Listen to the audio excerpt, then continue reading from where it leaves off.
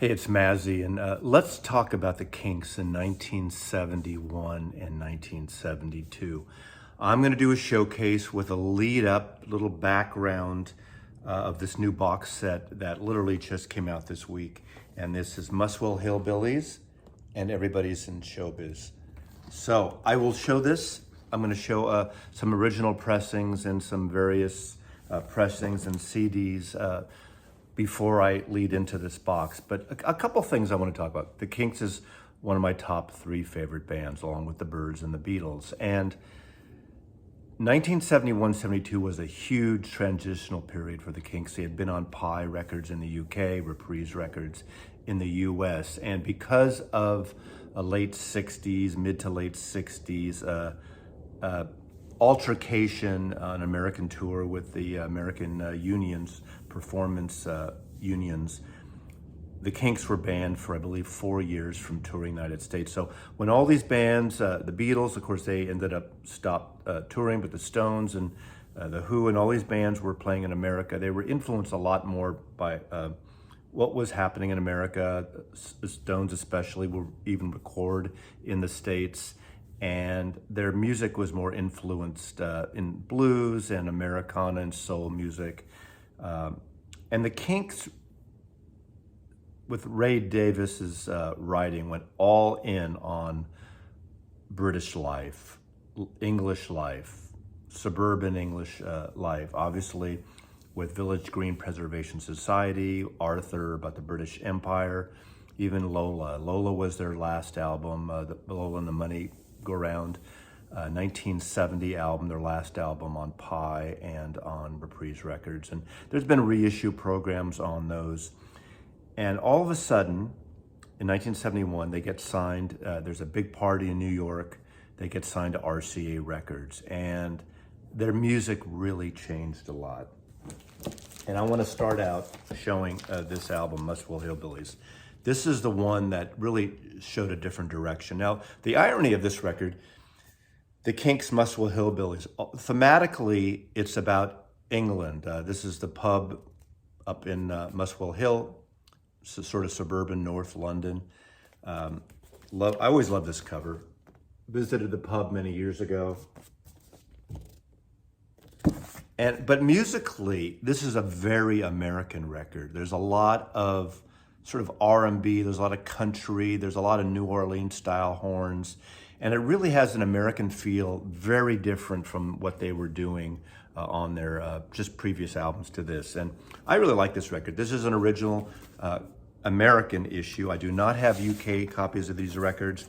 And when it came out in this country, it was on RCA's Dynaflex label. It was their response to the oil crisis in America. A lot of record companies were using recycled, kind of crappy records. And to their credit, I'm a fan of Dynaflex.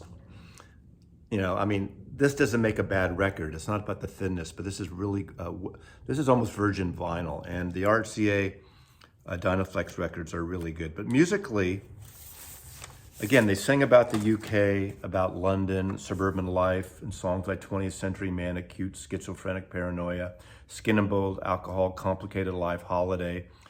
Some of the melodies are very British, but the music, as I said, especially with those New Orleans horns. And I'm going to talk about the different pressings a little bit. This record, as wonderful as it is, it never was a great sounding record. I mean, I never had a problem with it growing up, and I bought this in 1971, this exact copy.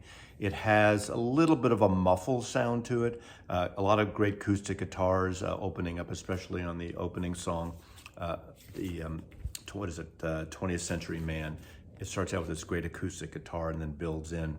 But fantastic record. And then they go on a big American tour that year. And the following year, 1972, this album comes out. And this is a double album, Everybody's in Showbiz.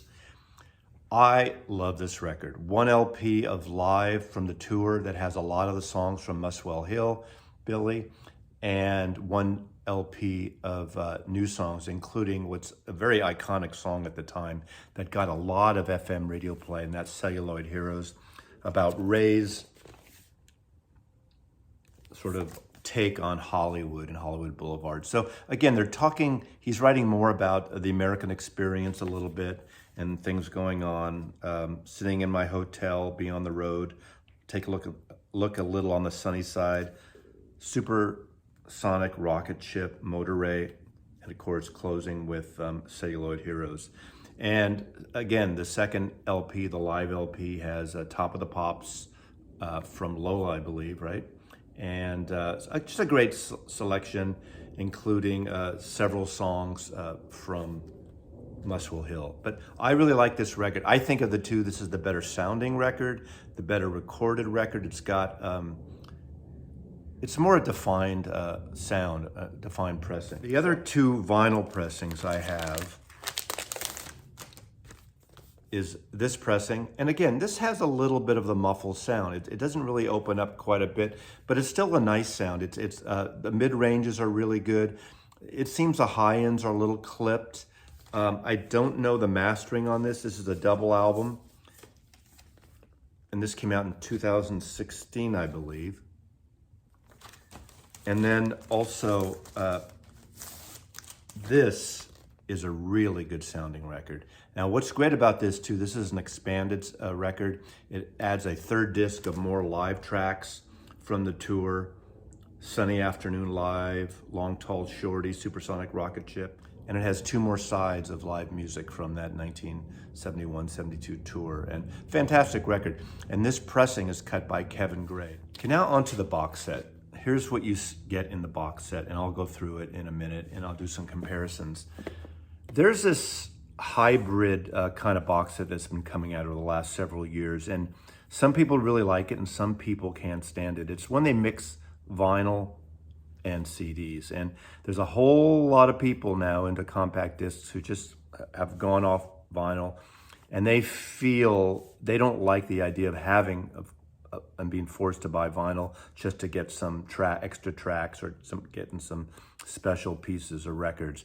And the opposite, some people in vinyl care about CDs, but there are people like me. I'm a hybrid person. I like compact discs, and I like vinyl, and I like the mix of this. I have a little bittersweet feeling about this box. As a Kinks fan, I'm a completist, and I had to get it. I'm not quite sure it's necessary for everyone. If you don't have any Kinks and you are a hybrid person, definitely dive in, because these are two amazing records by the Kinks. If you have some of the previous issues, this is a set you may not want musically, but there are other aspects of it that are really nice. Now, let me go through it. There's the obligatory book. What I've liked about the previous boxes, Village Green, Lola, Arthur, that the curator who had worked at Rhino, Andrew Sandoval, was a big part of producing that box. And he's really, as I see, is not a part of this box, which to me is a disappointment. I think he should have been a part of it, because he has a good exterior vision of what some of these bands he works with are about, like the Kinks and the Monkees and a lot of the British invasion bands as well. He has a great sense of this. He is mentioned here because I think they took some of the pressings from the 2016 and some of the curation he did and included that. So, but he's not fully invested or a creator in this box. What I really like about these box sets are the books, photographs, the curation, the content. It's a really nice addition to go through and read the essays of what these bands were going through at the time. And this is actually one of the better ones I've seen in a while. The Kinks have had great box sets in all these hybrid collections. You see the tape boxes, you know, sometimes you get the illusion of the mastering, and it's just more of an archival look of the Kinks, from posters promoting the albums, to rehearsals, to on stage of Ray and Dave and Mick Avery and the rest of the band.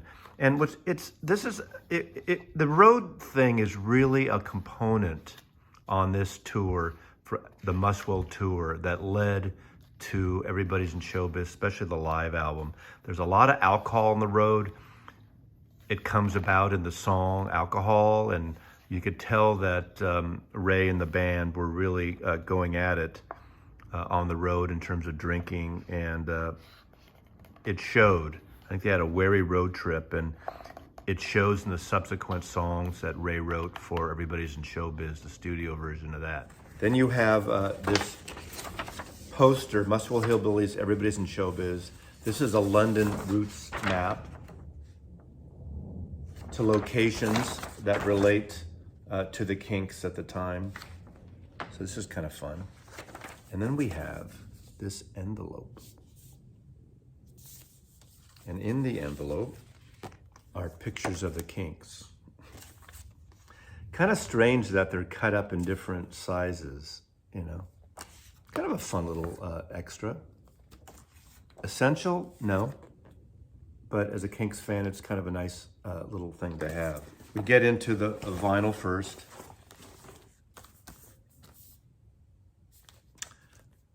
I found that the mastering on this record is brighter than the original. It's not as muddy. It has more high-end, more mid-range. Is it better? It depends on your taste. I think the acoustic guitars at the beginning of the album sound better on the originals, but when it breaks into the rest of the music and the horns, this might have a slight edge. I don't think it's a huge edge. I believe this is probably a digital. I don't know if it's a step. I don't know if it's all analog. I doubt it.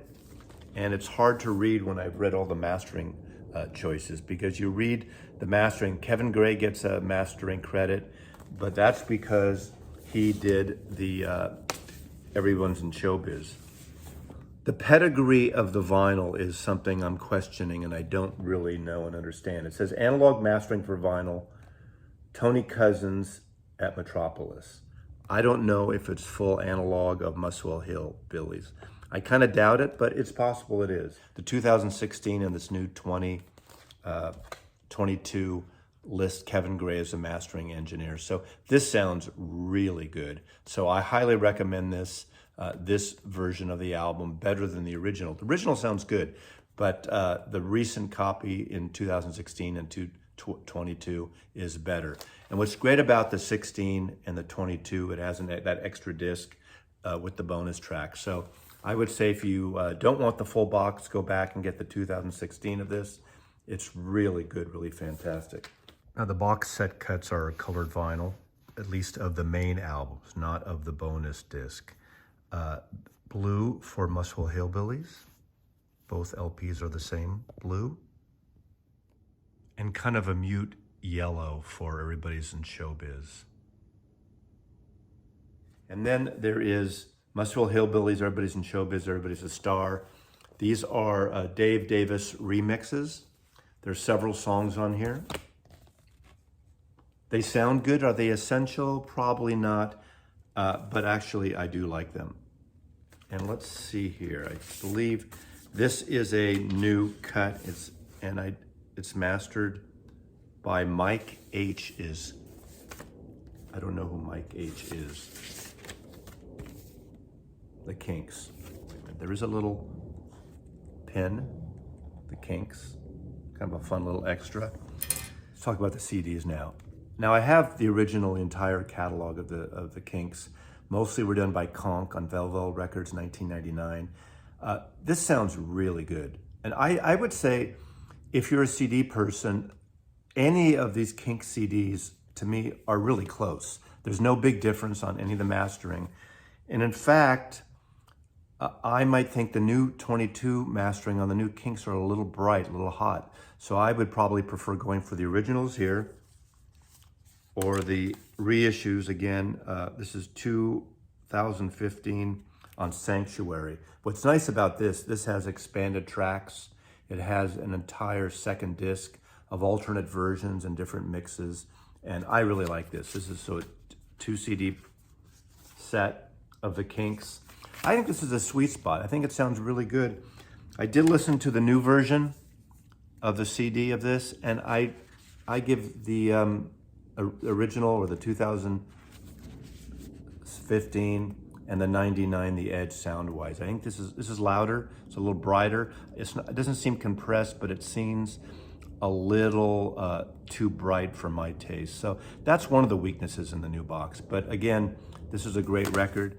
But just like the vinyl, the CD of Everybody's in Showbiz is the better of the two albums. It sounds better than Muswell Hillbilly. And when it first came out again in 1998, it has two extra tracks, two extra bonus live tracks.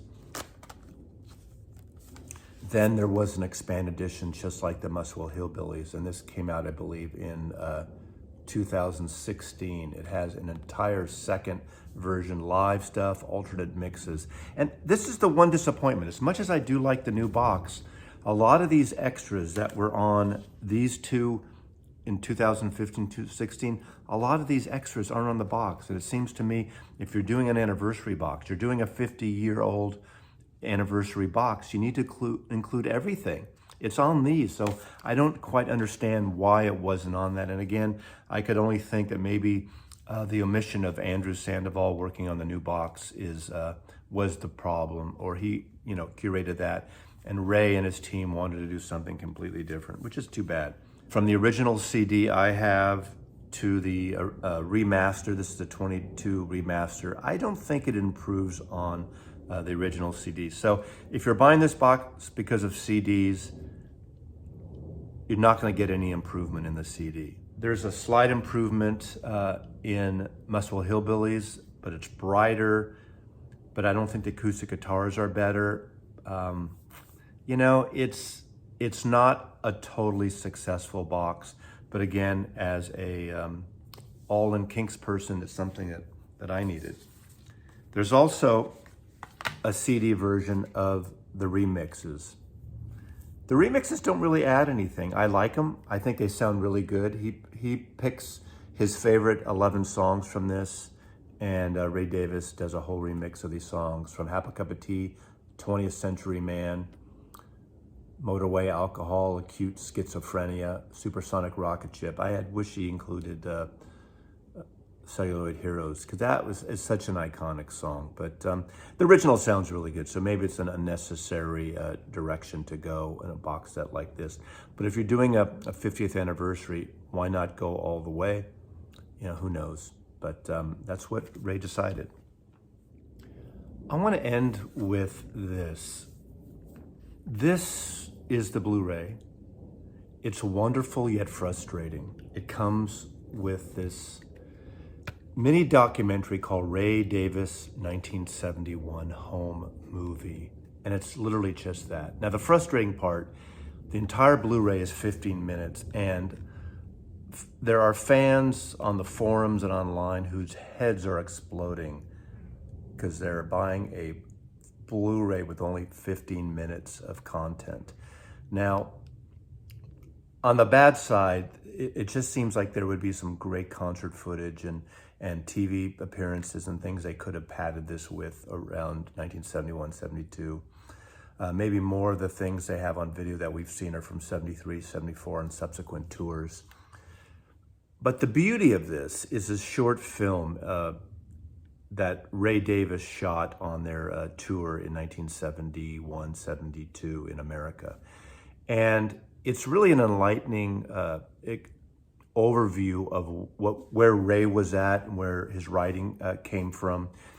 And again, as I said earlier, Muswell Hillbillies is a very American record, sonically, musically. There's the traditional jazz, Dixieland type style horns on it. The music, there's a country flavor to it, but the songs are definitely British and suburban Britain. This documentary is something that he shot for the most part himself. It's a voiceover from Ray. It sounds like it's a current contemporary voiceover over some still shots to begin with. There are clips of live Kinks shows and music. And there's a lot of 16 millimeter footage that Ray and the band shot on the road. At the time when they signed with RCA, he talks about this in this documentary. Ray tried to get RCA to fund a documentary movie on the road. 16 millimeter footage here is really a delight of the time, of some shot in New York, in the road and diners, and you can see where a lot of the songs came from on the subsequent album, Everybody's in Showbiz. He even ends up in Hollywood. He talks about the characters in Hollywood and the inspiration when he got back to London to write Everybody's in Showbiz. But the short 15-minute mini documentary, his home movies, are just a snapshot in time, a time capsule of a moment being on the road when the Kinks were back in America on the road. Now, they did tour in 1970. They played the Fillmore West several nights in San Francisco. So this is sort of the epilogue to this box set. Ultimately, I would say it's for completists only. It's not a necessary, and it's unfortunately that it's not all it could be.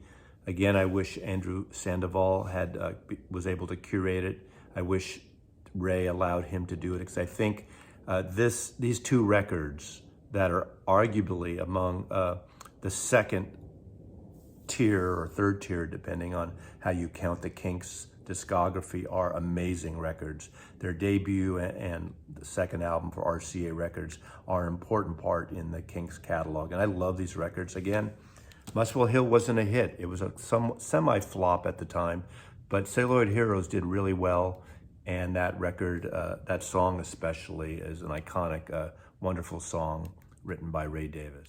I love the Kinks. God save the Kinks, and thanks for watching, and curious your take on this. Thanks again. Mazzy loves you.